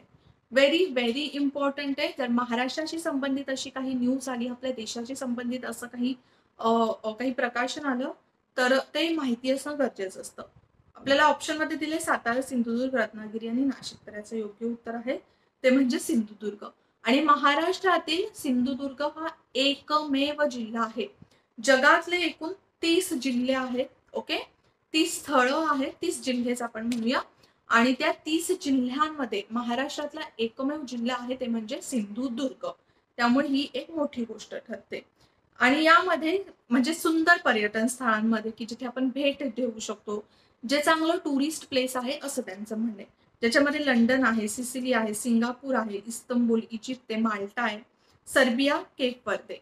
ही इंटरनॅशनल आहे. जर फक्त इंडियामधली आपण बघितलं तर सिक्कीम, मेघालय, ओडिसा, राजस्थान, गोवा, कोलकाता, भीमताल, केरळमधील काही गोष्टी आहेत आणि त्याचबरोबर सिंधुदुर्ग आहे महाराष्ट्रातला. ठीक आहे. सो पॉइंट लक्षात ठेवा. सिंधुदुर्ग बद्दल आपण बघितलं तर सिंधुदुर्ग महाराष्ट्रातला आपण म्हणू शकतो कमी लोकसंख्या असलेला एक जिल्हा आहे, राईट. मला माहिती असणं गरजेचं आहे. पुढे बघूया. नुकतेच केंद्रीय ग्रामीण विकास आणि पंचायती राज मंत्रालयाने कोणत्या उद्देशाने लोकपाल ऍप लॉन्च केलं आहे? महत्वाचं आहे बघा. पॉलिटीचा अभ्यास करताना तुम्ही लोकपालचा अभ्यास करता. लोकपाल बद्दल अभ्यास करणं गरजेचं आहे. हल्ली आयोग बऱ्याच वेळेला लोकपालवर प्रश्न विचारत असतात. मग आता इथे दिलं तर आहे आपल्याला की लोकपाल ऍप लॉन्च केलेलं आहे. कोणी लॉन्च केलेलं आहे? केंद्रीय ग्रामीण विकास आणि पंचायत राज मंत्रालयाने. मग तो कशासाठी केलेला आहे? माहिती कायद्याच्या अंमलबजावणीसाठी, मनरेगा योजनेच्या अंमलबजावणीसाठी, आधाराच्या माहितीसाठी म्हणजे आधार कार्डच्या माहितीसाठी की वरील एकही नाही. तर याचं योग्य उत्तर आहे ते म्हणजे मनरेगा योजना जी आहे, जी आपल्याकडे राबवली जाते, तर मनरेगा योजनेच्या अंमलबजावणीसाठी हे ऍप आणण्यात आलेले आहे. म्हणजेच काय केलं जाईल या ऍपमध्ये ना, या ऍप थ्रू मनरेगा बद्दल जी काही माहिती आहे ती मिळवता येईल. जर काही कंप्लेंट्स असतील तर ते ऍप थ्रू करता येतील. ओके, म्हणजे ई गव्हर्नन्स मनरेगामध्ये आणण्याचा प्रयत्न मंत्रालयाने किंवा आपल्या गव्हर्नमेंटने केलेला आहे असं म्हणू शकतो. ठीक आहे. हे जे ऍप आहे ते ग्रामीण विकास मंत्रालयाने राज्यांमध्ये मनरेगा योजनेच्या अंमलबजावणीशी संबंधित विविध स्रोतांकडून प्राप्त झालेल्या तक्रारींच्या आधारावर लोकपालकडून तक्रारींचे वर्गीकरण आणि अहवाल देण्याच्या उद्देशाने विकसित केलेला आहे. ऍपमुळे लोकपालच्या तक्रारींचा सहज मागोवा घेणं आणि वेळेवर निवारण करणं शक्य होईल. ठीक आहे. ही योजना म्हणजेच काय तर महात्मा गांधी राष्ट्रीय ग्रामीण रोजगार हमी. पूर्वी फक्त काय होतं की राष्ट्रीय ग्रामीण रोजगार हमी कायदा म्हणजे नरेगा होतं. ओके, 2010 मध्ये त्याचं नाव चेंज करण्यात आलं आणि महात्मा गांधींचं नाव देण्यात आलं, मनरेगा करण्यात आलं. कधी आलेला हा कायदा? 2005 मध्ये आलेला, नरेगा म्हणून. 2010 मध्ये कायदा नवीन नाही आला, फक्त नाव चेंज करण्यात आलंय, मनरेगा करण्यात आलं. ठीक आहे. याच्यामध्ये मिनिमम बघा पर डे 100 रुपीज दिले जातात. 100 रुपीजची मजुरी दिली जाते. तसं आश्वासन दिलं गेलेलं आहे, तशी हमी दिली गेलेली आहे. त्यामुळे हमी कायदा आहे. ओके. प्रत्येक राज्याचं आपण म्हणू शकतो याच्यामध्ये दिलं जाणारं जे लेबर आहे, जे वेजेस आहेत ते वेगवेगळे आहेत, हे लक्षात ठेवा. मग महाराष्ट्राचं किती आहे ते तुम्हाला माहिती असणं गरजेचं आहे. म्हणजे रिसेंटली किती आहे ते माहिती असणं गरजेचं आहे. मग ते तुम्हाला कुठे मिळेल, तर महाराष्ट्राचं जे इयरली सर्वेक्षण येतं त्याच्यामध्ये तुम्हाला माहिती पडेल. ठीक आहे. ते महत्वाचं आहे. बघा, काही काही योजनांबद्दल माहिती आपली सर्वेक्षणामध्ये येते. जसं वेगवेगळे जे योजना असतात त्याच्यामध्ये मनरेगा खूप महत्वाची आहे. मनरेगाचं जे सर्वेक्षण आहे त्याचा अभ्यास करणं गरजेचंच आहे. ओके. नेक्स्ट बघूया. नुकतेच खालीलपैकी कोणाची सेबीच्या अध्यक्षपदी निवड करण्यात आलेली. महत्वाचं आहे. सेबी, SBI, ICICI, त्याच्यानंतर RBI, नाबार्ड या काही महत्वाच्या ज्या इन्स्टिट्यूशन्स आहेत, बँक्स आहेत, त्यांच्या अध्यक्षपदी कोण आहेत हे तुम्हाला माहित असणं गरजेचंच आहे. ठीक आहे. पहिला आहे अजय त्यागी, ऑप्शन दुसरं दिले GR चिंताला, तिसरं दिले दिनेश कुमार खारा आणि चौथं दिले माधवी पुरी. तर बघा, पूर्वीचे जे अध्यक्ष होते सेबीचे, सेबी म्हणजेच काय, तर securities exchange board of India. SEBI काय करतं, जे गुंतवणूकदार आहे, भांडवली मार्केट जे आहे आपल्या भारताचं, त्याला आपण काय म्हणू शकतो, रेस्ट्रिक्ट करतं किंवा त्याच्यावर नियम घालतं, त्याच्या अंतर्गत सगळं चालतं. ठीक आहे. पूर्वीचे जे अध्यक्ष होते त्यांचं नाव होतं अजय त्यागी. आता जे अध्यक्ष आहेत त्या आहेत माधवी पुरी. त्या आहेत लेडी आहेत, महिला आहेत. आणि पहिल्यांदा सेबीच्या अध्यक्षपदी एखाद्या महिलेची निवड करण्यात आलेली आहे, हे लक्षात ठेवा. ऑप्शन्स मध्ये जे इतर दिलेले ते सुद्धा महत्वाचे. GR चिंताला नाबार्डचे अध्यक्ष आहेत. दिनेश कुमार खरा एक्झिम बँकचे अध्यक्ष आहेत. ओके. छोटे छोटे पॉइंट्स आहेत ते सुद्धा बाजूला तुम्ही लिहून घेऊ शकता. ओके. मग बघा, त्या पहिल्या महिला अधिकारी आहेत. यापूर्वी त्या ICICI सिक्युरिटीजच्या प्रमुखपदी काम करत होत्या. ओके. त्यानंतर त्या सेबीमध्ये पूर्णवेळ सदस्य सुद्धा होत्या. आता माधवी पुरी या CEO झालेल्या. ओके. सेबी बद्दल जर आपण माहिती बघितली, म्हणजे securities exchange board of India. अच्छा, आपण ठीक आहे, स्थापना मी दिलेलीच आहे. आपण मागच्या लेक्चरमध्ये सुद्धा बघितलेलं, सेबी बद्दल माहिती घेतलेली की सेबीची स्थापना 12 एप्रिल 1988 मध्ये झाली. अच्छा, मला सांगा की सेबीची स्थापना करण्यात यावी किंवा कोणाच्या शिफारसीवरून सेबीची स्थापना करण्यात आलेली. ठीक आहे. वैधानिक दर्जा कधी देण्यात आलेला सेबीला, तर 1992 मध्ये. मुख्यालय कुठे आहे, मुंबई BKC ला. ओके. सो या सगळ्या माहिती सुद्धा महत्वाच्या आहेत. नेक्स्ट बघूया. 2 विधानं दिलेली आहेत आपल्याला इथे. ए विधान दिलंय न्यू इंडिया लिटरसी प्रोग्राम. आता हा एक महत्वाची योजना झाली. न्यू इंडिया लिटरसी प्रोग्राम या कार्यक्रमाअंतर्गत 18 आणि त्यावरील सर्व वयोगटातील निरक्षर लोकांना समाविष्ट केले जाणारे. ब विधान दिले. दुसरं विधान बघून घेऊया. पुढील 5 वर्षात प्रौढ शिक्षणाचे सर्व आयाम साध्य करण्याचे या कार्यक्रमाचे उद्दिष्ट आहे.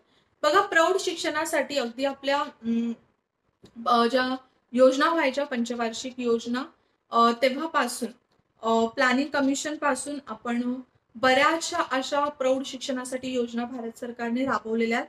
आता ही सुद्धा एक प्रौढ शिक्षणासाठीचीच योजना आहे, जी आपली न्यू एज्युकेशन पॉलिसी आहे. त्या न्यू एज्युकेशन पॉलिसीच्या अंतर्गत ही योजना सुरू करण्यात आलेली आहे.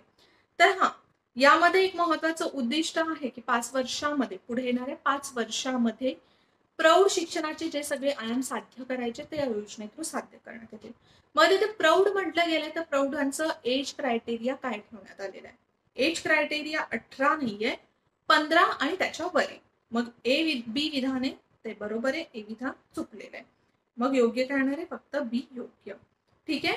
कोणी सुरू केलेलं आहे, केंद्रीय शिक्षण मंत्रालयाने न्यू इंडिया लिटरसी प्रोग्राम. काय आहे, न्यू इंडिया लिटरसी प्रोग्राम म्हणजेच नवभारत साक्षरता कार्यक्रम. हे एक नवीन शैक्षणिक एज्युकेशन पॉलिसी सुरू केलेली आहे, नवीन शैक्षणिक धोरणाअंतर्गत. तुम्हाला इथे बघा बरीचशी माहिती दिसेल. ओके. युनियन कॅबिनेटने अप्रूव्ह केलेलं आहे. 2022 ते 2027 या 5 वर्षांसाठी हा कार्यक्रम आहे आणि याच्यासाठी अप्रॉक्सिमेट खर्च 1037 करोड पर्यंतचा होऊ शकतो. ठीक आहे. 15 आणि त्याच्या वरच्या लोकांसाठी किंवा प्रौढ व्यक्तींसाठी. आणि प्लस याच्यामध्ये ऑनलाईन असणार आहे. ओके, ऑनलाईन गोष्टी शिकवल्या जातील आणि व्हॉलंटिअरिझम एक इम्प्लिमेंटेशन असणार आहे, हे सुद्धा लक्षात ठेवा. अच्छा, हा जो खर्च करण्यात येणार आहे ना, त्यामध्ये सुद्धा लक्षात ठेवा खर्चाचं बायफर्केशन कसं करण्यात आलेलं आहे. तर याच्यामध्ये 700 कोटी रुपये जे आहे ते केंद्र देईल आणि बाकीचे जे राहिलेले 337.90 करोड रुपीज तर ते राज्य सरकार मॅनेज करेल. ठीक आहे, सो हा पॉईंट सुद्धा लक्षात ठेवा. कारण की बऱ्याच वेळेला बघा परीक्षेला विचारलं जातं की खर्च कसा असतो, राईट. मग आता इथे बघा या योजनेमध्ये काय काय असणार आहे. कला, विज्ञान, तंत्रज्ञान, संस्कृती, क्रीडा, मनोरंजन, स्थानिक लोकांसाठी जीवन कौशल्य या विषयातील प्रौढ शिक्षण अभ्यासक्रम असेल. याद्वारे आर्थिक साक्षरता, डिजिटल साक्षरता सुद्धा, व्यावसायिक कौशल्य, आरोग्य सेवेचं सुद्धा शिक्षण दिलं जाणार आहे. जागरूकता, महत्वपूर्ण जीवन शिक्षण आणि कुटुंब कल्याण यावर लक्ष केंद्रित करण्यात येणार आहे. ठीक आहे, सो हा जो आपण प्रोग्राम बघतोय न्यू इंडिया लिटरसी प्रोग्राम, तर हा लक्षातच ठेवा. न्यू एज्युकेशन पॉलिसीच्या अंतर्गत आहे, धोरणाच्या अंतर्गत आहे. आणि प्लस जे महत्वाचे पॉइंट्स मी तुम्हाला सांगितले, जसं एज क्रायटेरिया, याचं उद्दिष्ट काय आहे की पुढच्या 5 वर्षांमध्ये प्रौढ शिक्षणाचे सगळे आयाम साध्य करायचे आहेत. किती खर्च येणार आहे, सरकार, केंद्र सरकार, राज्य सरकार किती खर्च करेल. ओके, प्रोसेस कशी असणार आहे, कोणकोणत्या विषयांना इथे इम्पॉर्टन्स देण्यात आलेलं आहे, ते सगळं इम्पॉर्टंट आहे. ओके, नेक्स्ट बघूया how to prevent the next पेंडॅमिक.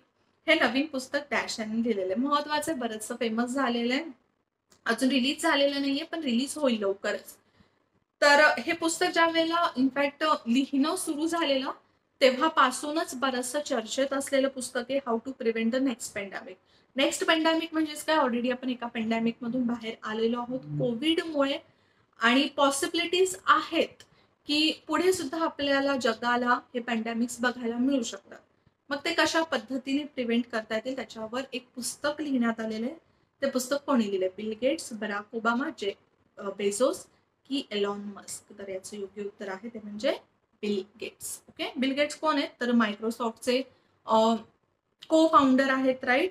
त्यांनी हे पुस्तक लिहिलेलं आहे, हे सुद्धा लक्षात ठेवा. पुस्तकामध्ये काय सांगितलंय की फ्युचरमध्ये जे काही साथीचा आजार आहे त्यांना रोखण्यासाठी जगभरातील सर्वांसाठीच उत्तम आरोग्य सेवा प्रदान करण्यासाठी विशिष्ट पावले. म्हणजे आता जे आपलं मेडिकल स्ट्रक्चर आहे, मेडिकल जे काही सेक्टर आहे त्याला कशा प्रकारे असलं पाहिजे, कसं असलं पाहिजे ते त्यांनी त्याच्यामध्ये सांगितलेलं आहे. आणि याच्यामध्ये बरेचसे जे मोठे मोठे तज्ज्ञ आहेत त्यांची सुद्धा विचारधारा घेण्यात आलेली आहे. जसं यामध्ये अँथनी फाउजी, टेड्रोस अॅधनोम यांसारख्या सार्वजनिक आरोग्य नेत्यांशी त्यांनी संभाषण केलेले आहे. म्हणजे WHO मध्ये सुद्धा जे महत्वाचे डॉक्टर्स आहेत त्यांच्याबद्दल सुद्धा त्यांनी डिस्कशन केलेले आहे. ओके, आता बिल गेट्स कोण आहेत ते मी तुम्हाला सांगितलं की मायक्रोसॉफ्टचे को फाउंडर आहेत. अच्छा, ऑप्शन मध्ये आपल्याला अजून काय काय होतं. एलॉन मस्क तर आपल्याला माहिती आहे स्पेसएक्सचे वगैरे फाउंडर आहेत. Okay, Jeff Bezos Amazon, Barack Obama पूर्वी राष्ट्राध्यक्ष आहेत, राईट. तर आता आपण बिल गेट्स बद्दल थोडीफार माहिती घेऊया. त्यांचा जन्म कधी झालेला आहे, 1955 मध्ये वॉशिंग्टन सिएटल मध्ये. त्यांचं नाव काय आहे, विल्यम हेनरी गेट्स III, त्यांना आपण म्हणतो बिल गेट्स. 1975 मध्ये त्यांनी अल्बुकर्क, न्यू मेक्सिको येथे पॉल ॲलनसह मायक्रोसॉफ्टची स्थापना केलेली. ठीक आहे, त्यामुळेच आपण त्यांना मायक्रोसॉफ्टचे को फाउंडर म्हणतो. त्यांची वाईफ आहे मेलिंडा फ्रेंच, आता नाही, आता त्यांचा डिवोर्स झालेला आहे. यांच्यासोबत त्यांनी 2000 साली बिल आणि मेलिंडा गेट्स फाउंडेशनची सुद्धा सुरुवात केलेली, आणि ही फाउंडेशन सुद्धा जगभरामध्ये खूप चांगलं काम करते. तुम्ही पाहिजे तर थोडंसं नेटवर सर्च करा की Bill and Melinda Gates foundation कसं काम करते ते. आणि त्याचबरोबर 2016 मध्ये त्यांच्या लोकोपयोगी प्रश्नासाठी त्यांना प्रेसिडेन्शियल मेडल ऑफ फ्रीडम, अमेरिकेचा सर्वोच्च नागरिक सन्मान सुद्धा देण्यात आलेला. ठीक आहे, त्याचबरोबर त्यांनी अजून काही पुस्तके लिहिलेली, जसं the road ahead, business at the speed of thought, how to avoid a climate disaster. ठीक आहे, हे सुद्धा एक नवीनच पुस्तक आहे. सो जी माहिती आपण आता बघितलेली आहे ती नक्कीच लक्षात ठेवा, सगळी महत्वाची आहे. नेक्स्ट प्रश्नाकडे वळूया आता आपण. अलीकडेच केंद्राने सीड योजनेचा प्रारंभ केला आहे, तर याचं फुल फॉर्म काय तर विचारलेले आहे. Scheme for economic empowerment of drought survivors, seed village scheme, scheme for economic empowerment of DNTs की वरीलपैकी एकही नाही. तर याचे जे योग्य उत्तर आहे ते आहे scheme for economic empowerment of DNTs. DNTचा अर्थ माहिती असला पाहिजे आपलं, ते म्हणजे denotified nomadic and semi nomadic communities. म्हणजेच बघा, यामध्ये कोण येतात, जे विमुक्त भटके विमुक्त जमाती जे आहेत त्यांच्यासाठी ही सीड योजना सुरू करण्यात आलेली. काय? Scheme for economic empowerment of DNTs. केंद्रीय सामाजिक न्याय आणि सक्षमीकरण मंत्री डॉक्टर वीरेंद्र कुमार यांनी ही दिल्लीमध्ये घोषणा केलेली. आणि कोणासाठी? तर विमुक्त भटके विमुक्त आणि अर्ध भटके समुदायांसाठी सक्षमीकरणासाठी, त्यांच्या कल्याणासाठी या योजनेचा प्रारंभ झालेला आहे. ओके, 2021-22 पासून पुढचे 5 वर्षांपर्यंत एक अपेक्षित खर्च 200 कोटी रुपये आहे या योजनेसाठी. योजनेच्या अंमलबजावणीचे जे काम आहे ते विमुक्त भटके विमुक्त आणि अर्धविमुक्त अर्धे भटके समुदायांच्या विकास आणि कल्याण मंडळाला देण्यात आलेले आहे. ओके, छोट्या छोट्या गोष्टी आहेत त्या लक्षात ठेवा, महत्वाच्या आहेत. ओके, त्याचबरोबर बघा, ह्या सुद्धा काही योजना आहेत ज्या विमुक्त गटांसाठी भटके विमुक्त गटांसाठी स्थापन करण्यात आलेले. जसं त्याच्यामध्ये एज्युकेशनल एम्पॉवरमेंट असू दे, हेल्थ इन्शुरन्स थ्रू प्रधानमंत्री योजना असू दे, किंवा livelihood of support income generation housing, तर या गोष्टी सुद्धा त्याच्यामध्ये येतात. नेक्स्ट बघूया आपण, वेट लिफ्टर मीराबाई चानू बद्दल योग्य विधान ओळखा. बघा, थोडे आता पुढचे जे प्रश्न आहेत ते मी फास्ट घेते, उगाच जास्त वेळ घेणार नाहीये तुमचा, जास्त एक्सप्लेनेशन करण्यासारखं नाहीये. ज्या ज्या महत्वाचे पॉइंट्स आहेत ना आपण तेच कव्हर करूया. ओके, त्यामुळे असं म्हणू नका की मॅम खूप घाई होते वगैरे. जर तुम्हाला घाई होत असेल असं वाटतंय किंवा फास्ट होतंय असं वाटतंय तर थोडं आपल्याला ऑप्शन येतं ना स्पीड स्लो करायचा, स्लो करून बघा. ओके, मग आता ए विधान काय दिलंय, मीराबाई चानू हिने 55 किलो वजनी गटात सिंगापूर वेट लिफ्टिंग इंटरनॅशनल मध्ये रौप्य पदक जिंकलं. आता ही रिसेंटची न्यूज आहे. Okay, Singapore weight lifting international, तर यामध्ये मीराबाई चानूला सुवर्ण पदक मिळालेले, ही महत्वाची गोष्ट आहे.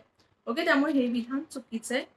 त्याच्यानंतर आता मीराबाई चानू तुम्हाला कधी माहित पडली, एकदम फेमस कधी झाली, टोकियो ऑलिम्पिक्स मध्ये, राईट. मग टोकियो 2020च्या ऑलिम्पिक स्पर्धेत तिने 49 किलो वजनी गटामध्ये सुवर्ण पदक जिंकलेलं नाही. सुवर्ण पदक नाही, रौप्य पदक जिंकलेलं. ओके, सिल्वर आणलेलं, राईट. त्यानंतर सी दिले, ऑलिम्पिकमध्ये पद मिळवणारी मीराबाई चानू ही 6वी महिला खेळाडू ठरली. ओके, तर हे सुद्धा अगदी बरोबर आहे, हे खूप महत्वाचं आहे. सो प्रश्नाचं उत्तर असणार आहे फक्त सी.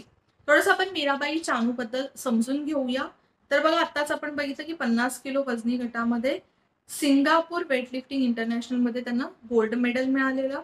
ऑलिम्पिकमध्ये रौप्य पदक जिंकणारी मीराबाई चानू ही पहिली भारतीय वेटलिफ्टर झाली. रौप्य पदक, याआधी ब्रॉन्झ मिळालेलं, सिल्वर मिळालं नव्हतं. ठीक आहे. ऑलिम्पिकमध्ये पद मिळवणारी मीराबाई चानू ही करनाम मल्लेश्वरी, सायना नेहवाल, त्यानंतर मेरी कॉम, साक्षी मलिक, PV सिंधू यांच्या नंतरची 6वी महिला खेळाडू ठरलेली आहे. ओके, हे खूप महत्वाचे. प्लस तुम्हाला माहिती आहे, हे जे आता सिंगापूर वेटलिफ्टिंग इंटरनॅशनल झालं त्याच्यामध्ये त्यांना जेव्हा गोल्ड मेडल मिळालं ते का महत्वाचं आहे, 2022 मध्ये म्हणजेच याच वर्षी पुढे आपले कॉमनवेल्थ गेम्स होणार आहेत. तर कॉमनवेल्थ गेम्स साठी ती आता जाऊ शकते. ठीक आहे, त्यामुळे महत्वाचं ठरतं. आता कॉमनवेल्थ गेम्स सुद्धा येतील, तर कॉमनवेल्थ गेम्स बद्दल सुद्धा तुम्हाला माहिती असणं तेवढंच इम्पॉर्टंट असणार आहे. नेक्स्ट बघूया, Dadasaheb Phalke international film festival पुरस्कार 2022 चा सर्वोत्कृष्ट चित्रपट पुरस्कार कोणाला मिळालेला? आता नीट थोडंसं ऐका, मी तुम्हाला सांगते ते. इथे नीटपणे वाचा प्रश्न काय दिलाय, Dadasaheb Phalke international film festival पुरस्कार. तर ना हा एक फिल्म फेस्टिवल पुरस्कार आहे जो दादासाहेब फाळके यांच्या नावाने होतो. तसे बरेचसे असे फिल्म फेस्टिवल आहेत जे दादासाहेब फाळके यांच्या नावाने होतात. पण हे जे सगळे पुरस्कार आहेत ना ते परीक्षेच्या दृष्टीने अजिबात महत्वाचे नाहीयेत. हा त्यातल्या त्यात थोडासा महत्वाचा आहे, कदाचित विचारला जाऊ शकतो, मोस्ट ऑफ द टाइम नाहीच विचारलं जाणार. पण तुम्हाला एक डिफरन्स माहिती असला पाहिजे, त्यामुळे तुम्हाला सांगते, कारण की तुम्ही न्यूज मध्ये वाचाल, कुठेतरी लिहिलेलं वाचाल आणि परीक्षेला उत्तर देऊन याल. हे तर बघा, हा काय आहे, एक प्रॉपर फिल्म फेस्टिवल आहे. म्हणजे याच्यामध्ये प्रत्येक कॅटेगरीमध्ये पुरस्कार दिले जातो, ऍक्टर, ऍक्ट्रेस, चित्रपट, गाणं बिणं जे काही असेल ते. ठीक आहे. पण जो सर्वात महत्वाचा दादासाहेब फाळके पुरस्कार आहे तो कधी दिला जातो, ज्या वेळेला चित्रपटाचे राष्ट्रीय पुरस्कार दिले जातात त्याच्याबरोबर. तो एकच पुरस्कार एकालाच कोणाला तरी मिळतो, जो या वर्षीचा कोणाला मिळालेला, रजनीकांत यांना मिळालेला, राईट. मग दुसरं नाव इथे कुठलं जोडलं जाणार आहे का? नाही. पण इंटरनॅशनल फिल्म फेस्टिवल बद्दल विचारलं गेलं तर लक्षात ठेवा हा पुरस्कार असणार आहे. ओके. तो गव्हर्नमेंट कडून वगैरे असं दिला जात नाही, जसं फिल्म फेअर वगैरे असतो तसं असतो. याचं जे उत्तर आहे 2022चा सर्वोत्कृष्ट चित्रपट जो आहे तो शेरशहाला मिळालेला आहे. त्याचबरोबर हे सुद्धा बघून घ्या, फिल्म ऑफ द इयर पुष्पाला आहे, बेस्ट फिल्म शेरशहाला आहे, बेस्ट ऍक्टर वगैरे काय काय आहे ते एकदा वाचून घ्या, थोडीशी माहिती असेल तर चांगलं आहे. ठीक आहे. पण सहसा यातून प्रश्न तसा विचारलं जाणं कठीण आहे, पण तुम्हाला माहिती असणं गरजेचं आहे. जर विचारलंच गेलं तर तुम्हाला उत्तर देता आलं पाहिजे. नेक्स्ट बघूया, आंतरराष्ट्रीय ऑलिम्पिक समितीचे 140वी बैठक डॅश येथे होणार आहे. याचं योग्य उत्तर आहे मुंबई. आतापर्यंत बऱ्याचशा मीटिंग्स झालेल्या आहेत आंतरराष्ट्रीय ऑलिम्पिक समितीच्या, पण महत्वाचं का आहे, कारण की ती भारतात होणार आहे. कितवी मीटिंग? 140वी मीटिंग. कुठे होणार आहे? मुंबईत. याआधी दिल्लीमध्ये झालेली आहे, मुंबई हे दुसरं शहर आहे ऑलिम्पिक्सची मीटिंग होणार. बीजिंगमध्ये झालेली 139वी मीटिंग, आणि तिथे आपल्याला हे यजमान पद म्हणजे होस्टिंग मिळालेलं आहे. म्हणजे ऑब्व्हियसली जसं बघा आपण म्हणतो UN मध्ये वगैरे, युनायटेड नेशन्स मध्ये जसं वोटिंग केलं जातं, तर इथे सुद्धा सदस्यांनी वोटिंग केलं की नेक्स्ट जी मीटिंग आहे ती कुठे घेतली जाईल, तर ती भारतात मुंबई इथे घेतली जाणार आहे. ठीक आहे. भारताने 1983 नंतर 1983 मध्ये दिल्लीला झालेली, आणि त्याच्यानंतर आता 2022 मध्ये कुठे होणार आहे, तर 2023 मध्ये मुंबईमध्ये होणार आहे. ओके. ऑलिम्पिकच्या समितीबद्दल आपण बघितलं, इंटरनॅशनल ऑलिम्पिक समितीबद्दल, तर याची स्थापना झालेली 1894 मध्ये. 23 जून 1894 मध्ये. ऑलरेडी या आधीच्या आपण बरेचशा ऑलिम्पिक्स बद्दल माहिती घेतलेली आहे वेगवेगळ्या लेक्चर्समध्ये, त्याच्यामध्ये मीटिंग्स बद्दल सुद्धा भरपूर वेळा काही काही बोललेलं आहे. लॉसन इथे याचं मुख्यालय अध्यक्ष थॉमस बी आहेत. ऑलिम्पिक मंडळाचे जर भारतीय अध्यक्ष आपण कोण बघितले तर एन बत्रा आहेत. ठीक आहे. आणि त्याचबरोबर 23 जून हा काय ऑलिम्पिक दिन म्हणून सुद्धा पाळला जातो, हे लक्षात ठेवा. नेक्स्ट प्रश्न बघूया. अगेन थोडासा महत्वाचा आहे, नीट लक्ष द्या. नुकतेच नोबेल विजेते शास्त्रज्ञ ल्यूक मॉन्टियर यांचं निधन झालं. नोबेल विजेते आहेत, आता भरपूर असे नोबेल विजेते आहेत ज्यांचा मृत्यू होत असतो, त्यांच्यावर प्रत्येकावर प्रश्न विचारला जात नाही, पण हा त्यांचं संशोधन असं खूप काही महत्वाचं असेल, आपल्या नेहमी ऐकण्यातलं असेल, तर त्याच्यावर नक्कीच प्रश्न विचारला जाऊ शकतो. प्रश्न सुद्धा बघा तसाच घेतलेला आहे मी ते. तर यांचं निधन झालं, त्यांना कशाच्या शोधासाठी नोबेल पुरस्कार देण्यात आला? केमोथेरपीच्या संशोधनासाठी. केमोथेरपी कशासाठी वापरली जाते? कॅन्सरच्या उपचारासाठी. त्यानंतर डेंग्यूच्या शोधासाठी, HIV व्हायरसच्या शोधासाठी, की हिवतापाच्या उपचारासाठी. आता तुम्ही म्हणाल मॅम डेंग्यूच्या शोधासाठी, व्हायरसच्या शोधासाठी कसं काय कोणाला नोबेल पारितोषिक मिळेल? तर बघा, व्हायरसचा शोध ज्या वेळेला लावला जाईल त्यावेळेलाच आपल्याला त्याच्यावर उपचार शोधता येतील ना आपल्याला, म्हणजे सायंटिस्टना. ठीक आहे. मग त्यांनी कशाचा शोध लावलेला? HIV जो व्हायरस आहे त्या व्हायरसचा शोध त्यांनी लावलेला, आणि त्याच्यासाठी त्यांना 2008 मध्ये नोबेल पारितोषिकाने सन्मानित करण्यात आलेला. ते फ्रान्सचे संशोधक होते, ल्यूक मॉन्टग्नियर. नाव लक्षात ठेवा, फक्त ल्यूक नाव लक्षात ठेवलं तरी चालेल. ठीक आहे. 2008 मध्ये त्यांना नोबेल पुरस्कार देण्यात आलेला HIV व्हायरसच्या संशोधनासाठी, आणि त्यांनी त्यांचं HIVचं जे संशोधन आहे, एड्सचं जे संशोधन आहे, त्याचा सहभाग 1982 मध्ये सुरू केलेला. ठीक आहे. नेक्स्ट बघूया. फ्रँक वॉल्टर स्टेनमायर यांची कोणत्या देशाच्या राष्ट्रपतीपदी नियुक्ती करण्यात आलेली आहे? इम्पॉर्टंट असेल तरच परीक्षेला विचारलं जातं, पण ज्यावेळी तुम्ही असे बघा अध्यक्ष, देशाचे राष्ट्राध्यक्ष, पंतप्रधान यांच्या नवीन निवडी असतील ना, त्या थोड्या नोट डाऊन करून घेतच जा. कारण की समजा आपलं एखाद्या देशाबरोबर काही कॉन्फ्लिक्ट झालं, काही तह झालं, काही ऍग्रीमेंट झालं, तर ते महत्वाचं ठरतं आपल्याला. याचं उत्तर जर्मनी, फ्रान्स, इंडोनेशिया की मलेशिया? तर योग्य उत्तर आहे जर्मनी, आणि दुसऱ्यांदा त्यांची निवड झालेली आहे राष्ट्राध्यक्ष म्हणून. जर्मनीचं आपण स्थान बघितलं तर इथे एक पूर्व युरोपियनच कंट्री आहे हे. बघा इथे आपल्याला जर्मनी दिसतंय, पोलंड आणि बाजूला काय आहे इथे सुरुवातीलाच आपण बघितलेलं काय तर ते म्हणजे युक्रेन. ओके, ते चेक रिपब्लिक आहे, ऑस्ट्रेलिया, स्वित्झर्लंड, फ्रान्स, त्यानंतर लुक्सेमबर्ग, बेल्जियम, नेदरलँड, डेन्मार्क, इथे बाल्टिक सी आहे, इथे नॉर्थ सी आहे, राईट. तर हे थोडंसं लक्षात ठेवा, मॅप डोळ्यासमोर ठेवलं तेवढं चांगलंच होईल. पुढे बघूया, थोडासा महत्वाचाच प्रश्न आहे. क्वाड्रिलेटरल सिक्युरिटी डायलॉग, ज्याला आपण बऱ्याच वेळेला म्हणतो क्वाड, या गटात खालीलपैकी कोणत्या राष्ट्रांचा समावेश होतो? आपल्याला पूर्ण गट दिलेला आहे, कोणता गट योग्य आहे ते ओळखायचंय. तर बघा, क्वाड मध्ये 4 देश आहेत. नवीनच आहे क्वाड हे गट, आणि क्वाडची स्थापनाच करण्यात आलेली चायना विरोधात म्हणून. ठीक आहे, मग त्या चायनाच्या विरोधात कोणकोणते देश आहेत जे एकदम अपोज करतात चायनाला? एक आपला भारत तर आलाच, दुसरं युएसए तर आलंच. ओके, तिसरा आहे एक म्हणजे जपान. चौथं थोडंसं अध्यात मध्यात होतं पण फायनली आलं, ते म्हणजे ऑस्ट्रेलिया. तर याचं योग्य उत्तर आहे भारत, जपान, ऑस्ट्रेलिया आणि अमेरिका. बघा, भारत, जपान, अमेरिका नेहमीच चायनाच्या एकदम स्ट्रॉंगली अपोज मध्ये उभं राहतं. ऑस्ट्रेलियाला उभं राहणं कधी कठीण जातं, कारण की बऱ्याचसं फंडिंग वगैरे जे आहे ते चायनामधून ऑस्ट्रेलियाला होतं. ऑस्ट्रेलियाचा एक सपोर्ट म्हणून चायनाला बघितलं जातं, पण तरी सुद्धा ऑस्ट्रेलिया आता चायनाच्या विरोधात उभं राहिलेलं आहे. चायनाच्या विरोधात का उभं राहिले, कशाच्या संबंधित नक्की प्रश्न सोडवायचा आहे? तर आपण बऱ्याच वेळेला बघतो बघा, साऊथ चायना सीवर चायना स्वतःचा हक्क सांगतो, इतर कोणत्याच देशाला तिथे घुसू देत नाही. पण त्याच्यामुळे काय होतं, हे जे 4 देश आहेत ना, त्यांच्या व्यापारावर खूप मोठा परिणाम होतो. आणि जर समजा पूर्ण हक्क बजावलाच चायनाने, तर त्याचा खूप मोठा इम्पॅक्ट आपल्या इंटरनॅशनल ट्रेडवर होणार आहे. त्याच्यासाठी हे 4 देश एकत्र आले, क्वाड स्थापन केलं, आणि त्याच्या अंतर्गत मग चायना विरोधात स्ट्रॅटेजीज बनवतात. ठीक आहे, मग बघा, क्वाड बद्दल आपण आता का म्हणतोय, कारण की रिसेंटलीच त्याची 4थी बैठक झालेली मेलबर्न येथे, कुठे तर मेलबर्नला. आणि कशासाठी तर चीनच्या वाढत्या आक्रमकतेला रोखण्यासाठी प्रशांत महासागर क्षेत्रातील प्रादेशिक सत्ता संतुलन कायम ठेवण्यासाठी भारत, जपान, ऑस्ट्रेलिया आणि अमेरिका यांचा समावेश असलेला एक राजनैतिक मंच आहे.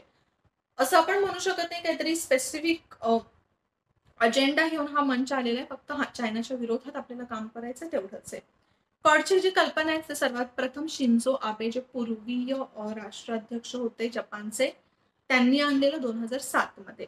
पण ते वर्क करू शकलं नाही, कारण की याच्यामध्ये जपान, आपलं इंडिया आणि अमेरिका आलं, ऑस्ट्रेलिया थोडं घाबरत होतं. पण ऑस्ट्रेलिया फायनली आलं, आणि 2017 मध्ये जी आसियानची परिषद भरते, शिखर परिषद, त्याच्यामध्ये आपले नरेंद्र मोदी, अमेरिकेचे राष्ट्राध्यक्ष डोनाल्ड ट्रम्प, शिंझो आबे आणि ऑस्ट्रेलियाचे पंतप्रधान मॅल्कॉम टर्नबुल यांची क्वाड म्हणून, हा गट म्हणून एक मीटिंग झाली, आणि तेव्हापासून आता क्वाडच्या परिषदा होतात. ठीक आहे, तर हे सुद्धा तुम्ही लक्षात ठेवा. नेक्स्ट बघूया आपण. आता आपण ऑलमोस्ट लेक्चर संपत आलेलं आहे आपलं, पण तरी पण बऱ्याचशा गोष्टी बाकी आहेत, कारण की आता हा 2 प्रश्न बाकी आहेत, पण त्या 2 प्रश्नांवर बरेचसे डिटेलमध्ये माहिती घ्यायची आहे.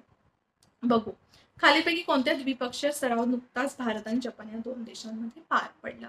अशा पद्धतीचा प्रश्न परीक्षेला विचारला जाणार नाही, पण भारत आणि जपानमध्ये कोणकोणता युद्ध सराव होतात, मग ते लष्करी असू देत, नेव्हल असू देत, नेव्हीचे असू देत, किंवा एअरफोर्सचे असू देत, ते माहिती असणं गरजेचंच आहे. जोड्या लावांमध्ये डिरेक्टली आयोग विचारतं. मग 4 देश कोणते तरी आणि 4 कोणते तरी आपल्याला हे एक्सरसाइजेस दिले जातात, सराव दिले जातात. मग कोणतं झालेलं आहे जपान आणि भारतामध्ये? धर्मा गार्डियन, मिलन ईस्टर्न ब्रिज की मित्र? तर याचं योग्य उत्तर आहे ते म्हणजे धर्मा गार्डियन.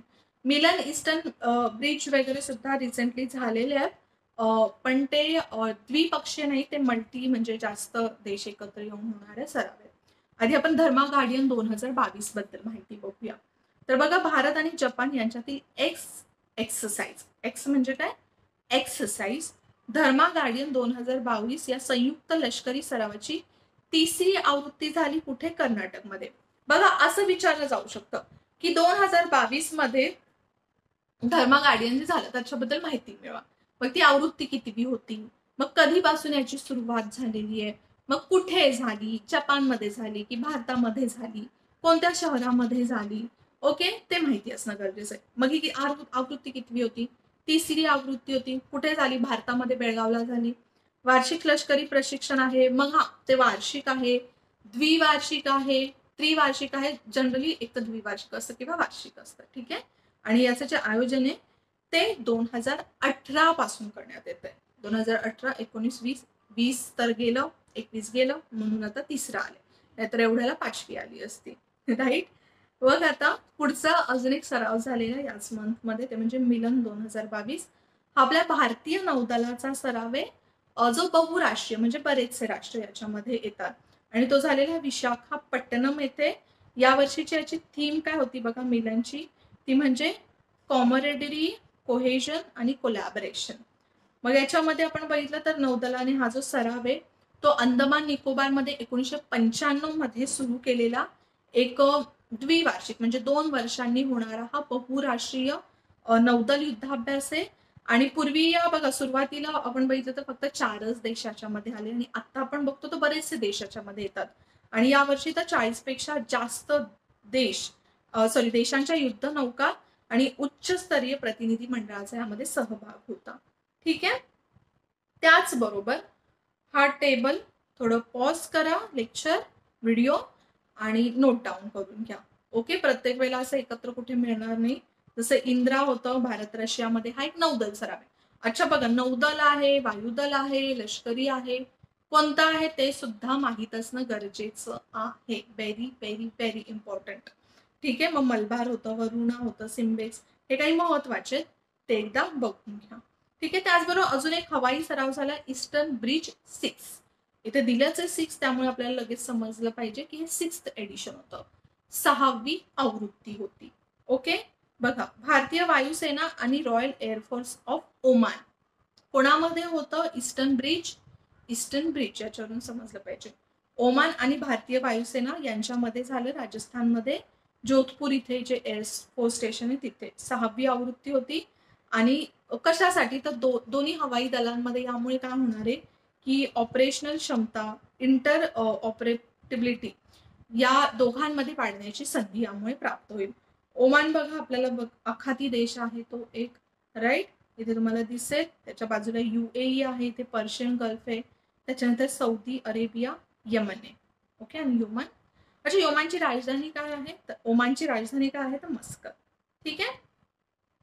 पुढचा प्रश्न बघूया. अगेन थोडंसं इम्पॉर्टंट आहे. महत्वाच्या दिवसांवर आपण इथे घेतलेला आहे. राष्ट्रीय विज्ञान दिवस, मराठी भाषा गौरव दिन, जागतिक मातृभाषा दिवस, जागतिक न्याय दिन. तर राष्ट्रीय विज्ञान दिवस तर आपल्याला माहितीच असला पाहिजे. राष्ट्रीय विज्ञान दिवस आपण साजरा करतो 28 फेब्रुवारीला CV रमन यांच्या बर्थ डेटच्या दिवशी. मराठी भाषा गौरव दिन व्हेरी व्हेरी इम्पॉर्टंट. आपण दरवर्षी मराठी भाषा दिन साजरा करतो 27 फेब्रुवारीला. जागतिक मातृभाषा दिन, आता हा आपला मराठी भाषा दिन होता. जागतिक मातृभाषा दिवस कधी साजरा केला जातो तर 21 फेब्रुवारीला. अच्छा, जागतिक मातृभाषा म्हणजे काय? तर प्रत्येकाने आपापली भाषा जी आहे ती सेलिब्रेट करायची. ठीक आहे. आपापली जी मदर टंग आहे ती सेलिब्रेट करायची. त्यानंतर जागतिक न्याय दिन असतो 20 फेब्रुवारीला. ठीक आहे. यातल्या काही डेजची आपण माहिती घेऊया. जसं world days of social justice बद्दल आपण बघितलं. तर या वर्षीचं थीम काय होती? Achieving social justice through formal employment. Okay. आता हा जो डे आहे तो साजरा केला जातो ILO कडून. ILO म्हणजेच काय तर international labour organisation. International labour organisation United नेशन्सचीच एक संस्था आहे. आणि ही ऑर्गनायझेशन 10 जून 2008 रोजी एक निष्पक्ष जागतिकीकरणासाठी सामाजिक न्यायावरील एक घोषणापत्र. बघा, जसं बघा लेबरचं एक घोषणापत्र, श्रम घोषणापत्र आहे, बालकांसाठीचं एक घोषणापत्र आहे, मानवी हक्कांचं घोषणापत्र स्वीकारलेलं आहे. त्याचप्रमाणे सामाजिक न्याय संबंधीचं एक घोषणापत्र ILOने स्वीकारलं. ओके. आणि त्याच्यानंतर आता फेब्रुवारी 20 पासून हा दिन साजरा केला जातो, सामाजिक न्याय दिन. जर आपण ILO बद्दल बघितलं तर याचं मुख्यालय जिनिव्हाला आहे. 11 एप्रिल 1919 मध्ये स्थापना झालेली. आणि याचे सध्याचे मुख्य संचालक आहेत ते म्हणजे गाय रायडर. ठीक आहे.